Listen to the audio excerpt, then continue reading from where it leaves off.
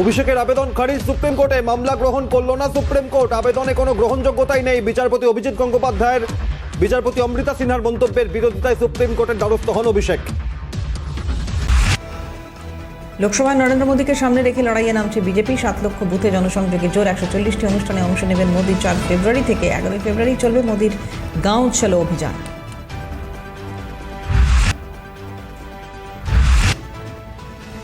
বিচারপতি অভিজিৎ গঙ্গোপাধ্যায়ের মন্তব্যের বিরুদ্ধে সুপ্রিম কোর্টের দ্বারস্থ হন অভিষেক বন্দ্যোপাধ্যায়। তার আবেদন ফেরায় শীর্ষ আদালত। অভিষেকের আবেদনটি শুনানির তালিকায় আসবে না বলে জানিয়েছেন সুপ্রিম কোর্টের অ্যাসিস্ট্যান্ট রেজিস্ট্রার।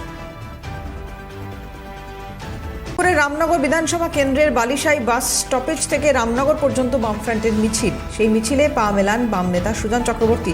এছাড়াও মিছিলে উপস্থিত ছিলেন জেলার অন্যান্য বাম নেতারা। এবার রাজ্যপালের ভাষণ ছাড়াই বাজেট অধিবেশন শুরুর সম্ভাবনা। প্ররোগের ক্ষেত্রে রাজ্যপালের অনুমতি লাগে, কিন্তু এবার প্ররোগ না করেই রিকনভেন করা হচ্ছে। ফলে অধিবেশন ডাকার জন্য রাজ্যপালের অনুমতি লাগবে না।